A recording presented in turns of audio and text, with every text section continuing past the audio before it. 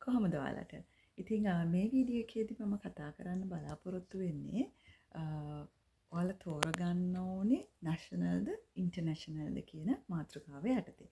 ඉතින් අපි කලින් වීඩියෝ එකේ කරා ග්‍රේඩ් 8 ළමයෙක් එයාට මේ මාසේ තියෙන සබ්ජෙක්ට් සිලෙක්ෂන් මීටින් එකට කොහොමද මුහුණ දෙන්න ඕනේ?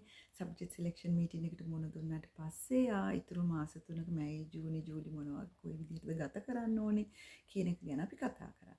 ඉතින් මේ වීඩියෝ එකේදී මම කතා කරන්නේ මොකද මම දන්නවා ඔයාලට සබ්ජෙක්ට් සිලෙක්ෂන් මීටින් එකෙන් පස්සේ ගන්න තියෙන ලොකුම තීරණය තමයි දරුවා නැෂනල් කරිකියුලම් එකද කරන්නේ ඉන්ටර්නැෂනල් කරිකියුලම් එකද කරන්නේ කියන එක. ඉතින් එතනදී ඔයාලට අනිවාර්යයෙන්ම පාසලෙන් සවිස්තරාත්මක මීටින් එකක් ගන්නවා. ඔයාලට මොනවද තියෙන සබ්ජෙක්ට්ස් මොනවද කරන්න තියෙන්නේ මොන වගේ පහසුකම්ද තියෙන්නේ එක්සෑම්ස් කොහොමද සිද්ධ වෙන්නේ හැමදේම ඔයාලට විස්තර කරනවා.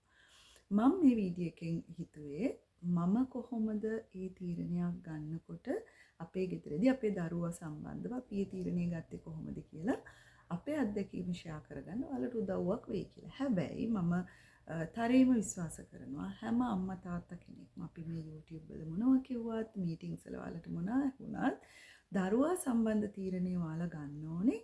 අම්මා තාත්තා දරුවා කියන තුන්දෙනා එකතු වෙලා ඔයාලගේ ගෙදර ඇතුලේ තියෙන වටපිටාවේ ඔයාලගේ හීනක් වලටත් ගැළපෙන විදිහට. ඉතින් ඒක අපි පුරුද්දක් විදිහටම අපේ දුවගේ තීන්දුව తీරන ගන්නකොට අපි කරපු දෙයක් තමයි හැම වෙලෙම අපි තුන්දෙනා එක මේසෙක ඉඳ ගන්නවා.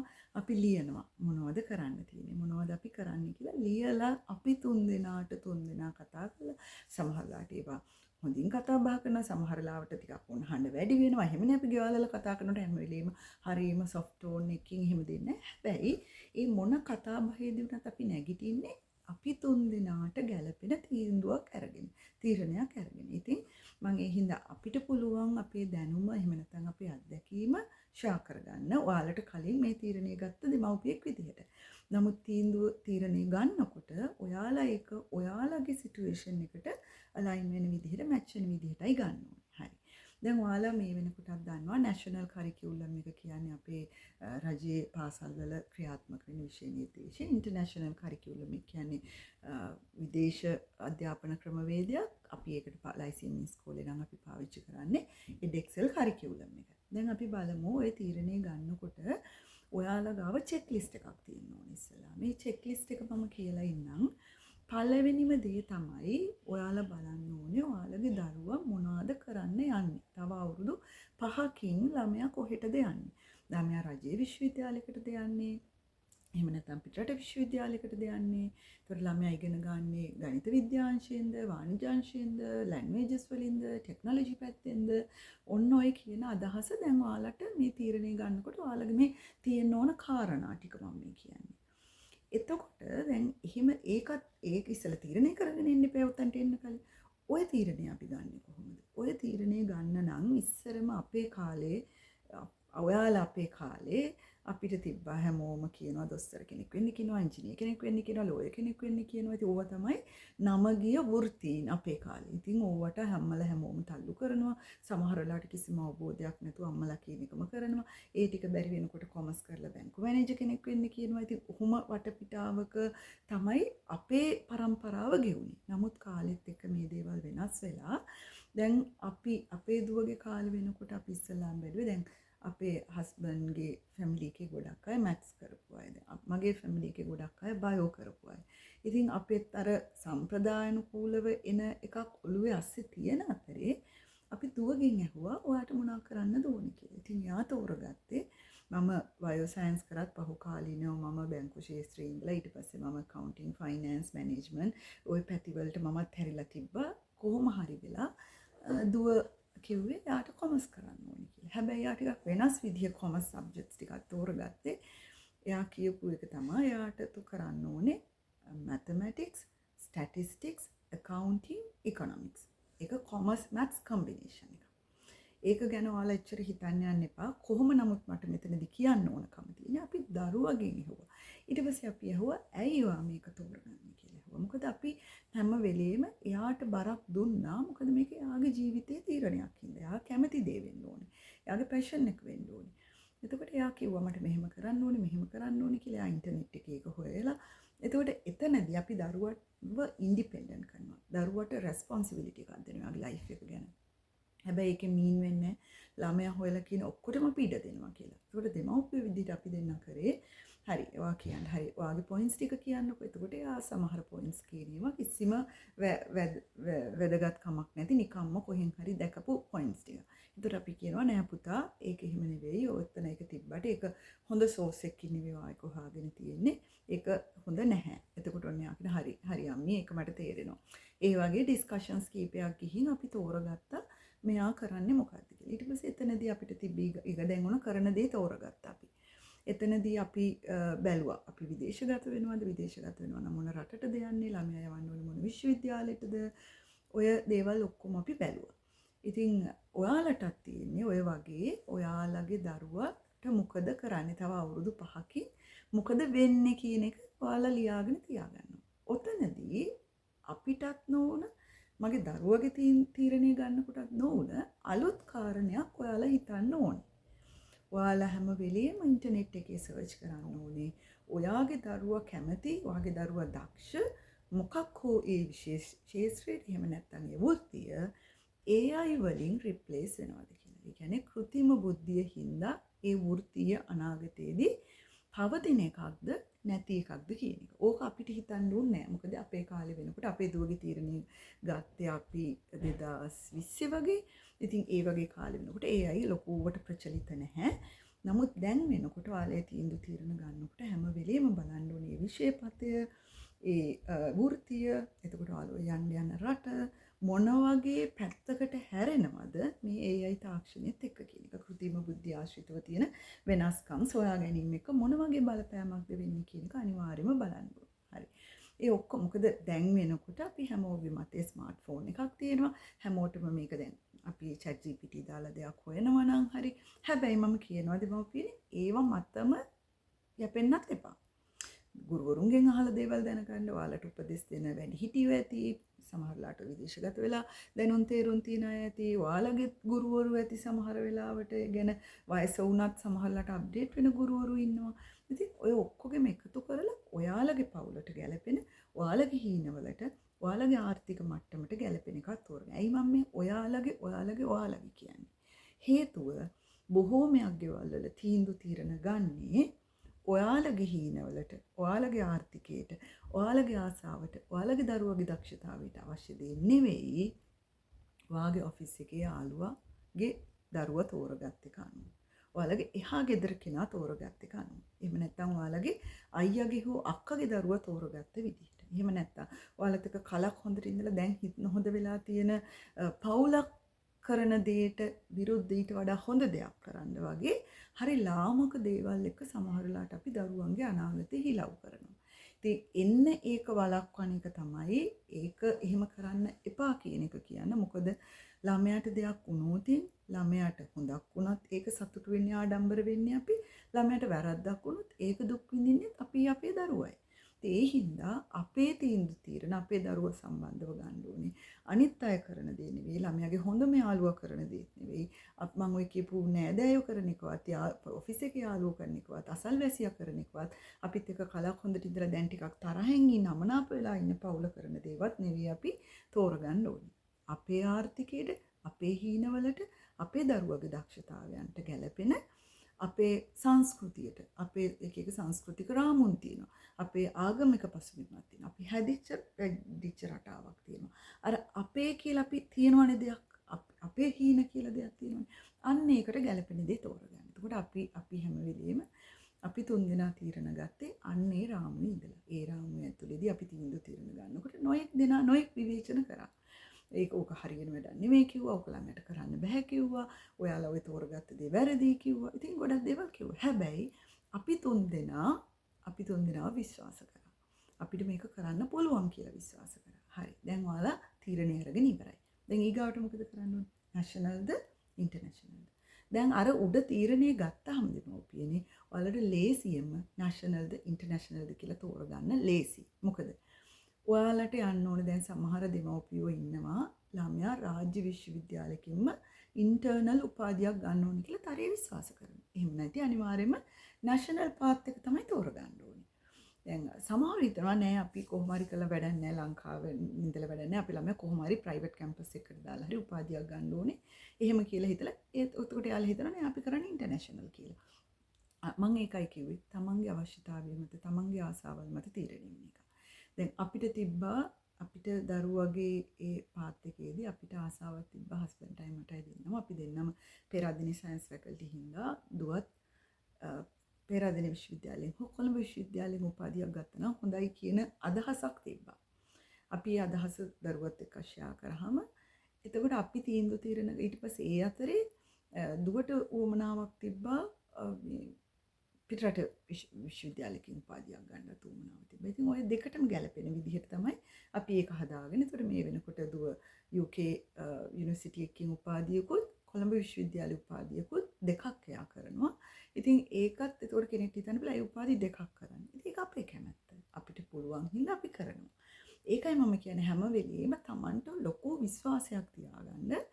Tamanට කැමති දේ අප කරනවා. හැබැයි නිවැරදි දේ වෙන්නත් ඕනේ. අපි කැමති දේ කියලා ඔහේ මොනවා හරි දරුවගේ මානසික මට්ටමට බලපාන ඒ විදිය තීරණ නෙවෙයි. අපි හොඳට ඇනලයිස් කරලා කරන්න ඕනේ. ඔයාලට නැෂනල් තෝරගත්ත තින් වියදම අඩුයි. රාජ්‍ය විශ්වවිද්‍යාලයකට යන්න පුළුවන්. අපි හැමෝම දන්න විෂයපතේ. සහ ඕනෑ තරම් ඒවට උදව් ගන්න ගුරුවරු පහසුකම් හැමදේම තියෙනවා. නමුත් මම දැන් මුලින් කිව්ව හොඳ ටික. නමුත් මේ නැෂනල් කරිකියුලම් එකල විශ්වවිද්‍යාල වරම් ගන්නවා කියන එක හරිම අමාරු දෙයක් ලංකාවේ තියෙන පහසුකම් එක්ක. ඉතින් ළමයා ලොකු කැපකිරීමක් කරන්න ඕනේ. ඒක ලොකු මහන්සියක් වෙන්න ඕනේ. ක්‍රමානුකූලව වැඩ කරන්න ඕනේ. හැබැයි ඒක බැරි දෙයක් නෙවෙයි. යම් කිසි ප්‍රමාණයක් යනවනේ ළමයා විශ්වවිද්‍යාලේ ළමයි ප්‍රමාණයක් යනවා. ඉතින් ඒ අතරට තමන්ගේ දරුවා වැතුල් කරව ගන්න පුළුවන්. ඒකට මුලින් ඉඳලම ඩිසිප්ලින් එකක් ඇතුව අපි වැඩ ටිකක් කරන්න ඕනේ. සහ එතනදී විෂයන් 10ක් ඉගෙන ගන්න වෙනවා. සිංහලත් ඇතුළුව. එතකොට මම ඉන්ටර්නැෂනල් කරිකියුලම් එක පැත්තට ගියොත් ඒකට ලොකු වියදමක් දරන්න වෙනවා. පොත් ගොඩක් ගණන්, එක්සෑම් ෆීස් ගණන්. එතකොට අපි අමතරින් මොන හරි දෙයක් ගන්නවා නම් ඒ ගන්න පහසුකම් වලට යම්කිසි ලොකු මුදලක් දරන්න වෙනවා. සහ රජයේ විශ්වවිද්‍යාලවල ඉන්ටර්නල් ඩිග්‍රී එකක් කරන්න බෑ. වලට කරන්න පුළුවන් එක්ස්ටර්නල් ඩිග්‍රී එකක් තමයි. අපේ දුව කරන්නේ කොළඹ යුනිවර්සිටි එකේ එක්ස්ටර්නල් ඩිග්‍රී එකක්. හැබැයි අර ඉස්සර අපි දන්නේ බාහිර උපාධි කියන මට්ටමේ දැන් රජයේ විශ්වවිද්‍යාලවල එක්ස්ටර්නල් ඩිග්‍රීස් නැහැ.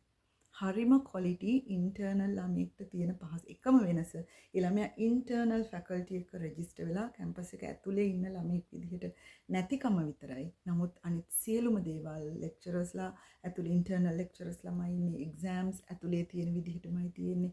හැමදේම තියෙනවා. වෙනස තියෙන්නේ අර ඉන්ටර්නලි ළමයා ඒක ඇතුලේ නැහැ කියන එක විතරයි. ඉතින් හරිම ක්වොලිටි කැලණිය කොළඹ පේරාදෙණිය ජයවර්ධනපුර මේ හැම තැනකින්ම මොරටුව මේ හැම තැනකින්ම බාහිර උපාධින් දැන් කරනවා. ඉතින් ඒ අවස්ථාව ළමයට ගන්න පුළුවන් ඉන්ටර්නැෂනල් කරිකියුලම් එක කරත්. යම් කිසි හේකින් දැන් රට යනවා කියලා පටන් අරගෙන අවුරුදු 5ක් යනකොට ගෙදර මොකක් හරි ලොකු කරදරයක් වෙලා Tamanට රට යන්න මොන හරි බැරි තත්ත්වයක් මූල්‍යමය ප්‍රශ්නයක් ආවත් ගැටලුවක් නැහැ. ඔයාලට රාජ්‍ය විශ්වවිද්‍යාලයක බාහිර උපාධියක් එක්ක සම්බන්ධ වෙන්න පුළුවන්. ඒ වගේම පෞද්ගලික ආයතන බොහොමයක් ලංකාවේ දැන් තියෙනවා. හැබැයි මේ කොයි දේ කරත් ඔයාලා බලන්න ඕනේ දැන් අර සිංහල බෑ කියන එක. දැන් සිංහල වලට සාමාර්ථයක් තියෙන්න ඕනේ රජයේ විශ්වවිද්‍යාල වලට යනකොට සමහර කෝසස් වලට.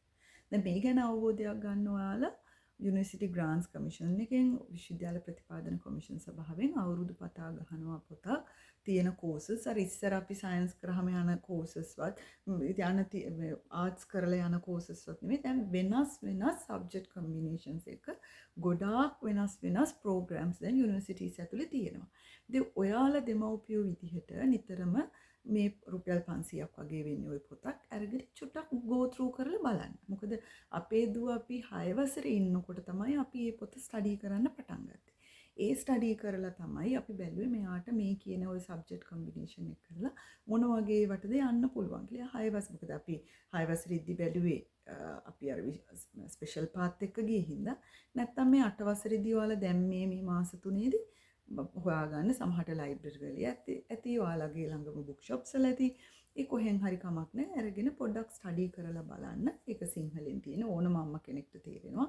කවුරු හරි ඔයාලගේ එහෙම නොතේරෙනවා නම් කවුරු හරි ඔයාලා විශ්වාස කරන ගුරුවරයෙක් එක්ක එහෙම නැත්නම් කවුරු හරි වැඩිහිටි දුවෙක් පුතෙක් එක්ක ඒ පොත රිෆර් කරලා ඔයාලා පොඩ්ඩක් බලන්න මොනවද තියෙන ඔපචුනිටිස් කියලා. අර සිංහල බෑ අනේ හින්දාම අපේ දරුවා නැෂනල් කරන්නේ. ඉතින් සිංහල බැරි නම් සිංහල වලට ඒකක් නැති වෙයි. ඉතින් ඕක අර ඒ 10ම තියෙන්න ඕනේ ඒ 8ම තියෙන්න ඕනේ කියලා එකක්කුත් නෙවෙයිනේ ඔය තියෙන්නේ. දැන් මම මෙහෙම කිව්වොත් එහෙම අපිට ඒ තුනක් තියෙනවා නම් හොඳයි. හැබැයි මතයක් තියෙනවා නේද? සයන්ස් කරලා S3ක් ගත්තත් කමන්නේ කියලා. ඒ මොකද්ද ඒ කතාව? එහෙම එකක් නැහැ. ළමයාගේ සර්ටිෆිකට් එක ආර්ට් කරත්, කොමර්ස් කරත්, මැත්ස් කරත්, සයන්ස් කරත් ඒ ළමයාට A3ක් තියෙනවා නම් වටිනවා. B3ක් තියෙනවා නම් වටිනවා. අරක කරලා S3ක් තිබ්බත් කමක් නැහැ. මේක කරොත් නම් A3ක්ම තියෙන්න ඕනේ. එහෙම එකක් නැහැ. තමන් කරන විෂය පතේ මොකක් හෝ වේවා දරුවා ඒකේ තමන්ට පුළුවන් උපරිමයක් කරන්න ඕනේ. එතකොට එඩෙක්සෙල් කරලා බෑන්ඩ් එක 5ක් ගත්තත් කමක් නැහැ. එඩෙක්සෙල්නේ. නැෂනල් කරොත් නම් ඒ 10ක්ම ගන්න ඕනේ. එහෙම එකක් නැහැ. ළමයාට නැෂනල් කරිකියුලම් එක කරන්න දුන්නාම ඒ ළමයාට ගන්න පුළුවන් ඒ අපි හිතමුකෝ විෂයන් 10න් ඒ 9යි S1යි වෙන්න පුළුවන්. සිංහල වලට S1 වෙන්න පුළුවන්. එහෙම නැත්නම් ඒ 9යි සමහරවිට B1යි වෙන්න පුළුවන්. එතකොට ඒක බෑ. හැබැයි එඩෙක්සෙල් කළ බෑන්ඩ් 5 වුණත් කමක් නැහැ. එහෙම වෙන්න බෑ. මම මේ කියන එක මං හිතනවා ඔයාලට පැහැදිලි ඇති. අර ඒ වගේ ආකල්පයකින් තෝරගන්න එපා. ඉතින් බලන්න නැෂනල්ද ඉන්ටර්නැෂනල්ද කියන එකේදී. අනිත් එක තමයි ගොඩක් අය හිතනවා නැෂනල් කරිකියුලම් එක කරලා විදේශගත වෙන්න බෑ කියලා. එහෙම එකක් නැහැ. අපේ ලංකාවේ නැෂනල් A levels කරලා රාජ්‍ය විශ්වවිද්‍යාලවලට ගිය බොහෝමයක් දරුවෝ තමයි හාවර්ඩ්, ඔක්ස්ෆර්ඩ් වගේ යුනිවර්සිටිස් වල බැච් টොප් වෙන්නේ. ගොඩාක් මෙහි පිටරට විශ්වවිද්‍යාලවල අපි මෙහි කොයි තැන බැලුවත් ඔෆිස් එක බැලුවත් හොඳටම perform කරනවා ශ්‍රී ලංකන්ස්ලා. ඒකට හේතුව අර national curriculum එකේ ඒ තිබ්බ exams techniques එහෙම නැත්නම් අපි ඒකට මහන්සි වෙන විදිහත් එක අපේ මොලේ හුරු වෙලා තියෙන එකක් එක. ඒ හින්දා කාටවත් කියන්න බෑ national කරලා අයියෝ රට යන්න බෑ මුකුත් කරන්න බෑ කවුරුත් ගණන් ගන්න එහෙම එකක් නැහැ. මේ එක එක්කෙනා තමන්ගේ වාසියට හදාගන්න දේවල්. ඔයාලා තීරණය කරලා බලන්න අපේ දරුවට අපිට තියෙන ආර්ථික ප්‍රශ්නයක් නම් තව දරුවෝ දෙන්නෙක් ඉන්නවා. දරුවෝ දෙන්නෙක්ටත් වියදම් කරන්න බලනකොට අපි දැන් මොකද කරන්න ඕනේ? හරි. එතකොට අපි නැෂනල් කරනවා හොඳටම නැෂනල් කරවන්න. එතකොට මේ නැෂනල් කරනකොට සිංහල අමාරු නම් සිංහල වලට තව අමතර ගුරුවරයෙක්ගෙන් උදව් කරගෙන හරි එහෙම කරවන්න. එතකොට ඒක බෑම කියලා ඔයාලට හිතෙනවා නම් හරි ඉන්ටර්නැෂනල් කරවන්න.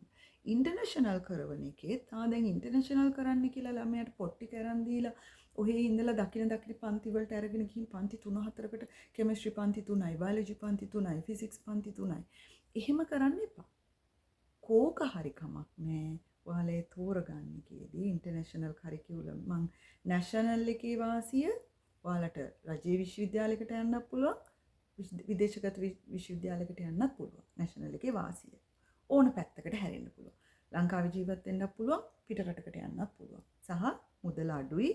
අපි දන්න අපිට ඕන තරම් පහසුකම් හොයාගන්න තියෙනවා. දන්න ඒක ගැන දන්න ගුරුවරු ගොඩක් ඉන්නවා.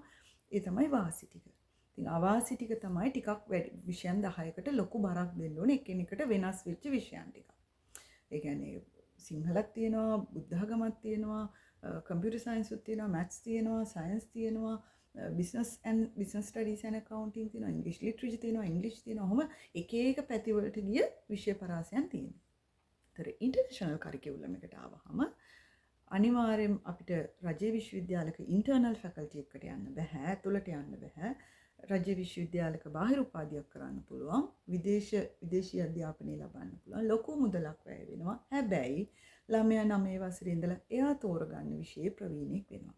එයාට හිතනවා නම් එයා බයොලොජි කරන්න කියලා, බයෝ සයන්ස් පැත්තෙන් යන්න කියලා. එයා 9 වසරේ ඉඳලම biology, chemistry, physics, maths, computer science English literature වගේ ඉංග්ලිෂ් ලිටරේචර් වගේ විෂයන් මේකක තියලා අර බුද්ධ ධර්ම සිංහල එකිනෙකට වෙනස් වෙච්ච විෂයන් ටිකක් නැතුව එයාට අදාළ විෂය පතේ එයා ප්‍රවීණෙක් වෙලා යනවා. එයා කොමර්ස් කරනවා නම් කොමර්ස්, බිස්නස් ස්ටඩීස්, ඉකොනොමික්ස් ඔය ඒ වගේ සබ්ජෙක්ට්ස් ටිකක් තෝරගෙන යනවා. එතකොට සයිකොලොජි තියෙනවා ගොඩක් කොළඹ පැත්තේ මේ දරුවන්ට කරන්න.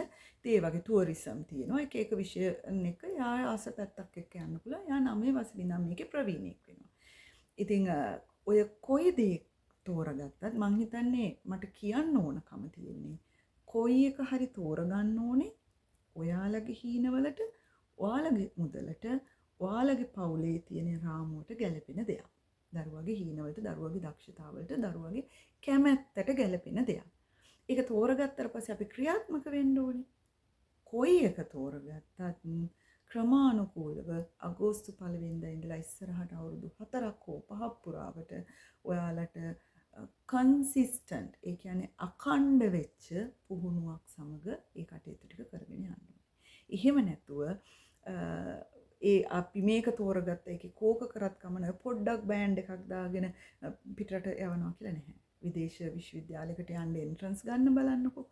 මොන වගේ තරගයක්ද තියෙන්නේ? හොඳ රෑන්කින් යුනිවර්සිටි එකකට මං කියන්නේ. මොකක් හරි යුනිවර්සිටි එකකට යවන්න නම් පුළුවන්. එහෙම නෙවෙයි. විදේශ විශ්වවිද්‍යාලයකත් හොඳ රෑන්ක් එකක් තියෙන හොඳ රෙකග්නයිස් යුනිවර්සිටි එකකට යද්දී අනිවාර්යයෙන්ම දරුවගේ බෑන්ඩ් එක බලපානවා. ඒ වගේම ළමයා හොඳට පර්ෆෝම් කරලා තියෙනවා නම් ස්කෝලර්ෂිප්ස් ගන්න පුළුවන්. ඒ ස්කෝලර්ෂිප්ස් ගන්න එක නැෂනල් කරත් ඉන්ටර්නැෂනල් කරත් පිටරටවල ගොඩාක් ස්කෝලර්ෂිප්ස් තියෙනවා. හැබැයි ලංකාවේ තාමත් ප්‍රසිද්ධ මාස්ටර්ස් වලට දෙන ස්කෝලර්ෂිප් එකයි PhD වලට දෙන ස්කෝලර්ෂිප් එකයි විතරයි. කවුරුත් කතා කරන්නේ බැචලර්ස් වලට. එහෙම නැත්නම් මූලික උපාධිය සඳහා කොච්චර ශිෂ්‍යත්ව ස්කෝලර්ෂිප්ස් පිටරටවල වල තියෙනවද කියලා. බොහෝමයක් ස්කෝලර්ෂිප්ස් තියෙනවා. ඒ හින්දා දරුවව ටාගට් කරවන්න නැෂනල් කරලා වියදම් කරන්න අමාරු අම්මෙක් තාත්තෙක් හිතනවා නම් අපිටත් දරුවව විදේශගත කරන්න ආසයි. නමුත් අපිට සල්ලි නැහැ කියලා එකම දෙයයි කරන්න ඕනේ. ළමයා 9 වසරේ ඉඳි පටන් ගත්ත දවසේ ඉඳලා විශ්වවිද්‍යාල ප්‍රවේශයට ලියුම එනකම් අන්තිම විභාගය කරනකම්ම නැෂනල් කරිකියුලම් එකේ හොඳටම කරවන්න. මොකද ඔයාලට ඕන තරම්ම fully funded scholarships පිටරටවල් වල බොහෝමයක් රටවල් වල තියෙනවා. ඒක ගැන අපි දැනුවත් මදිකමක් අරනකොට availability එකේ අඩුවක් නැහැ. ඕන තරම් තියෙනවා පාසුකම් දරුවන්ට. ඒ හින්දා ඒකට දරුවන්ට මේ අවස්ථාව දෙන්න. කොයි දේ කරත් හරියටම ඒක ටක්කෙටම උපරිමයට දරුවගේ උපරිමයටම. දරුවෝ උපරිමයේ මහන්සි වෙලා ළමයට හම්බෙන්නේ බෑන්ඩ් 6 නම් කරන්න දෙයක් නැහැ. එයාට ඉන්නේ B පාස් එකක් නම් ඒක වෙනම දෙයක්. නමුත් උපරිමයේ තමන්ගේ උපරිමයේ do your best කියන තැනට දරුවගේ ඔලුවට දාන්න. හැම වෙලෙම අපි do your best. දරුවා හොඳම දේ කරනවා. අපි do our best. අපිත් අපේ හොඳම දේ කරනවා. දරුවා දරුවගේ හොඳම දේ කරනවා. එයාට මුණ ගැහෙන ගුරුවරුත් එයාලට පුළුවන් හොඳම දේ කරනකොට කොයි හරි වෙලාවක දරුවට හිමි නියම තැන හම්බ වෙනවා. ඔය මොන දේ හම්බෙන අතරේ දරුවගේ මනස හදන්න ජය, පෙරදුම, අභියෝග මේ හැම දෙයක් ඉස්සරහම බොහොම ශක්තිමත්ව බොහොම නිහතමානීව ඒ දේවල් වලට මුහුණ දෙන්නේ කොහොමද කියලා. සරලවම කිව්වොත් මේ ඔක්කොම තරඟට අධ්‍යාපනය කරන අතරේ සියලු දේවල් දරා ගන්න පුළුවන්, ඇති නැතිවීම පුළුවන්, බැරි දේවල් සමසිතින් දරා ගන්න පුළුවන් ගුණගරුක දරුවෙක් හදන එක